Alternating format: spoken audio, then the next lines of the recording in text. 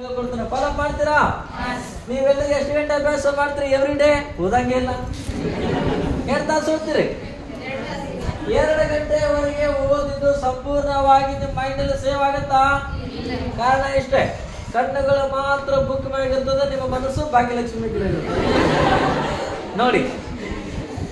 ಎಷ್ಟು ಗಂಟೆ ಓದ್ತೇವೆ ಎಂಬುದು ಮುಖ್ಯ ಅಲ್ಲ ಬಂಧುಗಳೇ, ಓದಿದ್ದನ್ನ ನಮ್ಮ ಮೈಂಡ್ ಅಲ್ಲಿ ಎಷ್ಟು ಸೇವ್ ಮಾಡಿ ಇಟ್ಕೋತ ಬಹಳ ಮುಖ್ಯ ಆಗತ್ತಲ್ವಾ?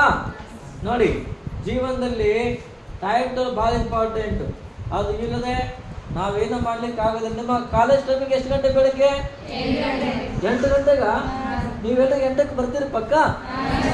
8 ಗಂಟೆಗೆ ಬರ್ತೀರಿ, ಹೋಗೋದು 12ಕ್ಕೆ ಹೋಗಿ ನೀವೆಲ್ಲ 10-11 ಗಂಟೆ ಹೋಗ್ಬಿಡ್ತೀರಿ. ಹಾ ನೋಡಿ, ನಾಳೆಯಿಂದ ನೀವೆಲ್ಲರೂ ಬೆಳಗ್ಗೆ 4 ಗಂಟೆಗೆ ಹೇಳಬೇಕು.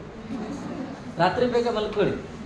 4ರಿಂದ 4:15 ಗಂಟೆವರೆಗೆ ನಿಮ್ಮ ಡೈಲಿ ಆಕ್ಟಿವಿಟೀಸ್ ಮುಗಿಸ್ಕೊಂಡು 4:15ರಿಂದ 5:15 ಗಂಟೆವರೆಗೆ 1 ತಾಸು ಯೋಗ ಧ್ಯಾನ ಮಾಡಬೇಕು.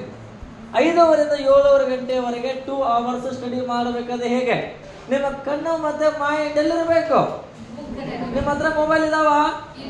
ಇಲ್ಲಿಲ್ಲ, ಮನ್ಯಾಗ ಅದಾವಿಲ್ಲ. ಇಲ್ಲಿ ಅದಾವ ಬಾಜುಕ್, ಇಲ್ಲಿ ಬೇರೆ ಮನ್ಯಾಗ ಬೇರೆ ಎಕ್ಸ್ಟ್ರಾ ಮೊಬೈಲ್. ಅದು ಸಾದಾ ಮೊಬೈಲ್. ಯಾವ ಮೊಬೈಲ್ ಇದಾವೆ? Screen touch, android, apple, iPhone, banana, mosambi. ಅದು ಯಾವ್ದೋ ಜಿಯೋ ಬಂದು ನಮ್ಮ ಜೀವನ ಹಾಳು ಮಾಡ್ತಾನೆ. ಬಂಧುಗಳೇ, ಜಗತ್ತಿನಲ್ಲಿರುವಂತ ಎಲ್ಲಾ ಕಂಪನಿ ಮೊಬೈಲ್ ಮಾತ್ರ ಇದಾವೆ. ನಿಮಗೆ ಮೊಬೈಲ್ ಅವಶ್ಯಕತೆ ಇದೆಯಾ? ಇದೆ. ಆದ್ರೆ ನನ್ನ ವಾದ ಇಷ್ಟೇ, ಅದನ್ನ ಎಷ್ಟು ಬೇಕು ಅಷ್ಟು ಅದು ಗೊತ್ತಿದ್ರು ಮತ್ತೆ ಯೂಸ್ ಮಾಡಿ. ನೋಡಿ, ಬುಕ್ಗೂ ಮತ್ತೆ ಮೊಬೈಲ್ಗೆ ಇರ್ತಕ್ಕಂಥ ವ್ಯತ್ಯಾಸ ಬಂಧುಗಳ ಪುಸ್ತಕ ಹೇಳ್ತದೆ. ನೋಡು, ಇವತ್ತು ನೀನು ನನ್ನನ್ನ ತಲೆ ತಗ್ಗಿಸಿ ಓದು, ನಾಳೆ ನಾನು ನನ್ನನ್ನ ತಲೆ ಎತ್ತುವಂತೆ ಮಾಡುತ್ತೇನೆ. ಮೊಬೈಲ್ ಏನು ಹೇಳ್ತದೆ? ನೋಡಿ, ಇವತ್ತು ನೀನು ನನ್ನನ್ನ ತಲೆ ತಗ್ಗಿಸಿ ನೋಡ್ತಾ ಇರು, ನಾಳೆ ನಾನು ನಿನ್ನನ್ನ ತಲೆ ಎತ್ತದಂತೆ ಚಂದ್ರಲೋಕಕ್ಕೆ ಒಯ್ದು ಪಾತಾಳಕ್ಕೆ ಮೊಬೈಲ್ ಹೇಳ್ತದೆ. ಈಗ ಹೇಳಿ, ಬುಕ್ ಶ್ರೇಷ್ಠನ ಮೊಬೈಲ್ ಶ್ರೇಷ್ಠನ? ತಾವೆಲ್ಲರೂ ಕೂಡ ಪುಸ್ತಕ ಪ್ರೇಮಿಗಳಾಗಬೇಕು. ಟಿವಿ ನೋಡ್ತೀರಿ? ನೋಡಂಗಿಲ್ಲ. ಪುಟ್ಟ ಗೌರಿಯ ಮದುವೆ, ಮಂಗಲ ಗೌರಿಯ ಮದುವೆ, ಆಮೇಲೆ ಅಗ್ನಿ ಸಾಕ್ಷಿ ಮುಗಿತಾ? ಬಹಳ ಚಲೋ ಆಯ್ತು. ನಮ್ಮನೆ ಇವರಾಣಿ ಇನ್ನೂ ಆಯ್ತಾ? ಮುಗೀತು. ನಾವು ಬಿ ಸೀರಿಯಸ್. ನಿನ್ನೆ ನೀವು ನೋಡುವಂತ ಸಿನಿಮಾ ಮತ್ತು ಧಾರಾವಾಹಿಯಲ್ಲಿ ಏನಾಯ್ತು ಅಂತ ಕೇಳಿದ್ರೆ ಬಹಳ ಬೇಗ ಹೇಳ್ಬಿಡ್ತೀರಿ. ಅವ್ರು ಅಲ್ಲಿಗೆ ಬಂದರು, ಅವ್ರಲ್ಲಿ ಬೆಂಕಿ ಹಚ್ಚಿದ್ರು. ಟಿವಿಯಾಗಿ ನೋಡಿದ್ರೆ ಸಂಪೂರ್ಣವಾಗಿ ನಿಮ್ಮ ಮೈಂಡ್ ಅಲ್ಲಿ ಸೇವ್ ಆಗಿರ್ತ, ಪ್ರಿಂಟ್ ಆಗಿರ್ತ, ಡಿಲೀಟ್ ಮಾಡೋದಿಲ್ಲ.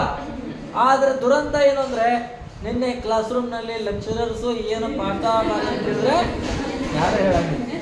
ಪ್ರಾಮಾಣಿಕವಾಗಿ ಹೇಳಿ, ಕ್ಲಾಸ್ ರೂಮಿಗೆ ಲೆಕ್ಚರರ್ಸ್ ಬರ್ತಾರಾ? ಲೆಕ್ಚರರ್ಗಳು ಬರ್ತಾರಲ್ಲ ಕ್ಲಾಸ್ ರೂಮಿಗೆ. ಬಂದ ಮೇಲೆ ಅಟೆಂಡೆನ್ಸ್ ತಗೊಳ್ತಾರ? ಅಟೆಂಡೆನ್ಸ್ ತಗೊಳ್ಳೋವರೆಗೆ ನಮ್ಮ ಗಮನ ಯಾರ ಕಡೆಗೆ ಇರುತ್ತೆ? ಅದಾದ ಮೇಲೆ ಮುಂದಿಂದು ನಿಮ್ಮ ಪಾಡಿಗೆ ನೀವು. ಓ ಮೈ ಗಾಡ್, ನೀವು ಮಾಡ್ತಾರೆ ಸರಿನ ತಪ್ಪ? ಪಾಪ ನಮ್ಮ ಲೆಕ್ಚರರ್ಸ್ 1 ಗಂಟೆಗಳ ಕಾಲ ಯಾರಿಗೋಸ್ಕರ ಪಾಠ ಮಾಡ್ತಾರೆ? ನಾವು ಅವ್ರ ಹತ್ರ ಗಮನ ಇಟ್ಟು ಕೇಳುದಿಲ್ಲ ಅಂತಂದ್ರೆ ಅವ್ರು ಮಾಡಿದಂತ ಪಾಠ ಸಾರ್ಥಕವಾಗತ್ತಾ? ಇದಕ್ಕೇನೋ ಪರಿಹಾರ ಇಲ್ವಾ? ಏನ್ ಇದನ್ನ ಕಂಟಿನ್ಯೂ ಮಾಡ್ಕೊಂತಾರಲ್ಲ? ಲಕ್ಷ ಕೊಟ್ಟು ಕೇಳ್ತೀರಿ, ಲಕ್ಷ ಕೊಟ್ಟು ಕೇಳಿ ಅಲಕ್ಷ್ಯ ಮಾಡಬಾರ್ದು.